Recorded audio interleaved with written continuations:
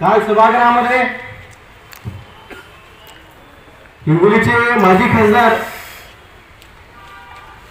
हेमंत पाटील देशाच्या महाराष्ट्राच्या विधान परिषदेचे सदस्य असताना एका संवैधानिक ठिकाणी इथल्या बौद्धांना आणि दलितांना ते जर अर्बन नक्षलवादी ठरवित असतील तर ह्या माणसाला आपण खरंच जिल्ह्यामध्ये पाय ठेवू द्यायला पाहिजे का? मी वंचित बहुजन आघाडीच्या सर्व कार्यकर्त्यांना सांगतोय की हेमंत पाटील जर हिंगोली जिल्ह्यामध्ये ज्या दिवशी येतील त्या दिवशी त्यांना काळेपासून त्यांना ठोक्यात ही परिस्थिती आहे. महाराष्ट्र व आपल्या जिल्ह्याची काय परिस्थिती आहे हे सुद्धा पाहणं गरजेचं आहे. जर आपल्या जिल्ह्यामध्ये बघितलं तर मागच्या कित्येक वर्षापासून वंचित बहुजन आघाडी ही ताकदीनं इथल्या प्रस्थापित पक्षांच्या छातावर उभी राहून एक आपलं अस्तित्व सिद्ध करण्याचा प्रयत्न करीत आहे. मागच्या स्थानिक स्वराज्याच्या निवडणुकीमध्ये औंढा नगर पंचायत मध्ये आम्ही 2 नगरसेवक निवडून दिलेले आहेत. याचा एक आदर्श ठेवून इथं वसमत विधानसभेमधील जे वसमत तालुका आहे या तालुक्यामधील जिल्हा परिषद पंचायत समित्या आणि नगरपंचायत नगरपालिका ज्या आहेत याच्यामध्ये आपल्याला विजयी उमेदवार जर आपण निवडून दिले तर खऱ्या अर्थानं इथल्या वंचित शोषित पीडितांचं जे काही कल्याण आहे ते आपण कल्याण साधू शकतो. जर आपण मागच्या 40 वर्षामध्ये जर बघितलं तर अकोला जिल्हा परिषद ही एकमेव अशी जिल्हा परिषद आहे की ती जिल्हा परिषद इथल्या शेतकऱ्यांना त्यांच्या बांधावर बी बियाणं नेऊन देते. ही किमया हे श्रद्धेय नेते बाळासाहेब आंबेडकरच करू शकतात. त्यांचे शिलेदार म्हणून जर येणाऱ्या जिल्हा परिषदमध्ये जर आपण सत्तेमध्ये गेलो तर शेतकऱ्यासाठी आपण जे आपण मोर्चे आणि आंदोलन करतो ते न करता आपण त्यांना त्यांच्या हक्काचं जे त्यांच्या हक्काचं आपल्याला जे पाहिजे ते आपण देण्याची भूमिका वंचित बहुजन आघाडी करेल. काल सभागृहामध्ये हिंगोलीचे माजी खासदार हेमंत पाटील देशाच्या महाराष्ट्राच्या विधान परिषदेचे सदस्य असताना एका संवैधानिक ठिकाणी इथल्या बौद्धांना आणि दलितांना ते जर अर्बन नक्षलवादी ठरवित असतील तर ह्या माणसाला आपण खरंच जिल्ह्यामध्ये पाय ठेवू द्यायला पाहिजे का?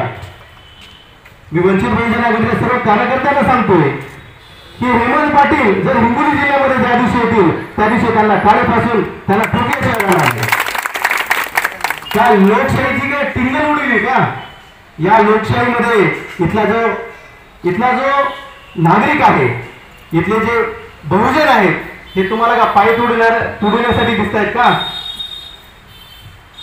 आणि ह्या महाराष्ट्र शासनाने जो आता नवीन कायदा लागू केला आहे तो कायदा इतका घातक आहे. महाराष्ट्र जनसुरक्षा जो कायदा आहे हा महाराष्ट्र जनसुरक्षा कायदा हा आपल्याला आता व्यक्ती स्वातंत्र्यावर सुद्धा घाला करणारा कायदा आहे 17 आणि 19. ह्यामुळे आपल्याला खऱ्या अर्थानं इथे दोनच विचारधारा कायमस्वरूपी देशामध्ये वावरत आहेत आणि काम करीत आहेत. इथल्या मनुवादी विचारसरणीला फक्त आंबेडकरवादी विचारसरणी आहे तीच ठोला देऊ शकते आणि त्यांना त्यांची जागा दाखवून देऊ शकते. यासाठी वंचित बहुजन आघाडी आणि बाळासाहेब आंबेडकर हे नेहमीच अग्रगण्य आपल्या सोबत आहेत, आपल्या सोबत काम करतात. परंतु या माध्यमातून आपल्याला एवढंच सांगायचं आहे की येणाऱ्या स्थानिक स्वराज्याच्या निवडणुकीसाठी आपण इथे जमलो आहोत. इथे 12 जे सर्कल आहे त्या 12 सर्कलची आपल्याला चाचपणी करून त्याच्यामध्ये आपण बेस्ट ऑफ उमेदवार आहे या उमेदवाराची निश्चिती करणं. कारण की आपले चेहरे आपण त्यांना जर कामाला लावलं तर त्या सर्कलमध्ये एक नवचैतन्य निर्माण होऊ शकते. याच्या पुढे आपण तालुक्याच्या सगळ्या टीमला आपण सूचित करणार आहोत की जे 12 सर्कल आहेत त्या 12 सर्कलमध्ये आपण किमान 2 सर्कलमध्ये एक असा कार्यक्रम राबवून आपण सर्कलमध्ये जाणं गरजेचं आहे. आपण त्या सर्कलच्या कार्यकर्त्याचं जे मत आहे ते मत घेणं आणि त्यांचा जे काही विचार आहे तो ऐकून घेणं आणि तो पक्षाला कळविणं आणि त्याच्यावर आपल्याला इम्प्लिमेंटेशन करून आपल्याला कसं यशस्वी होता येईल यासाठी आपल्याला प्रयत्न करायचे आहे. स्वाभिमान आपल्यामध्ये भरलेला आहे, परंतु निवडणुकीच्या काळामध्ये काय होतं ते कळायला मार्ग नाही. मागच्या 40 वर्षामध्ये आपल्याला जो यश मिळाला पाहिजे, बाळासाहेब आंबेडकरचा संघर्ष तो सभागृहात गेला पाहिजे होता, तो सभागृहात गेला नाही.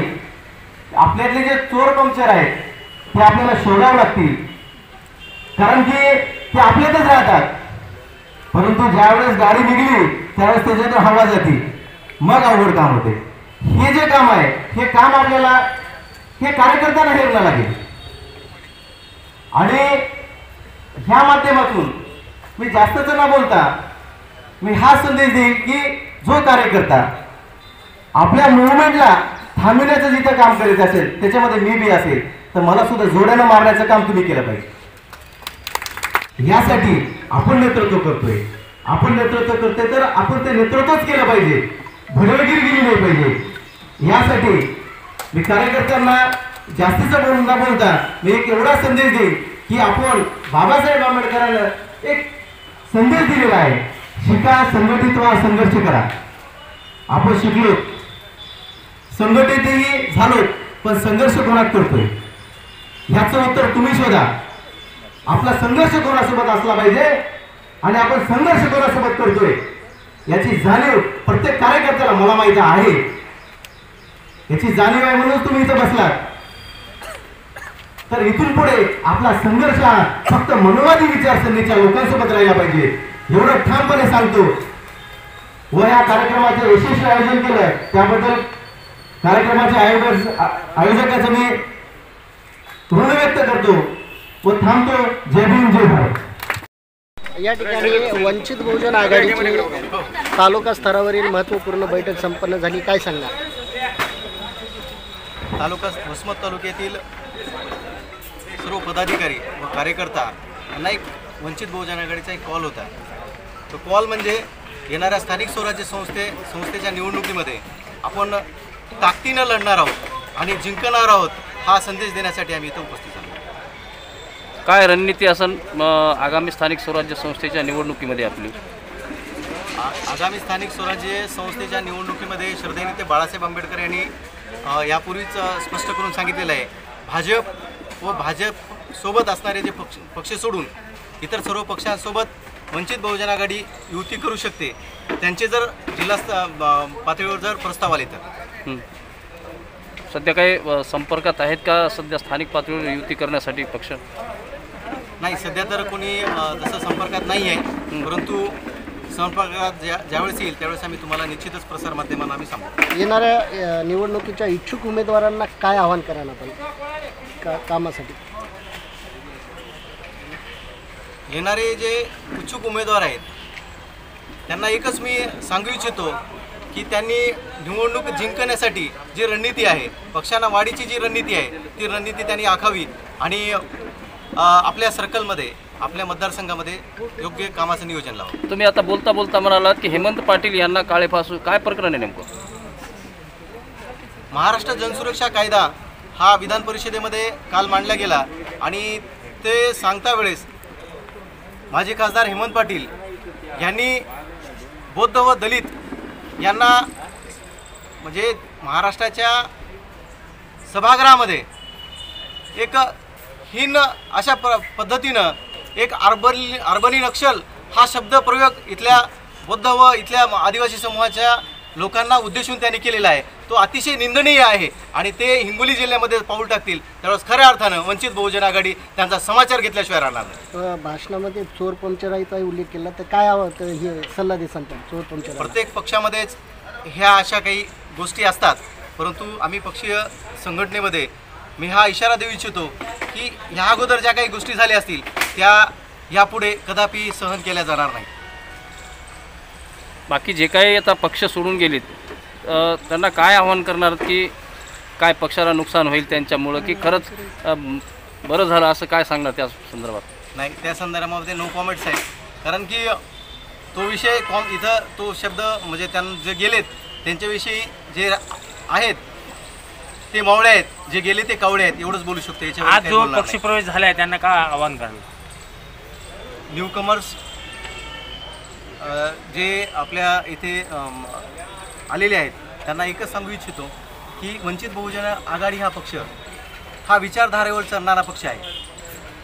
ज्यांना सत्तेची लई मोठी भूक असेल त्यांनी इथून 2 पावलं लांबच राहिलेलं बरं.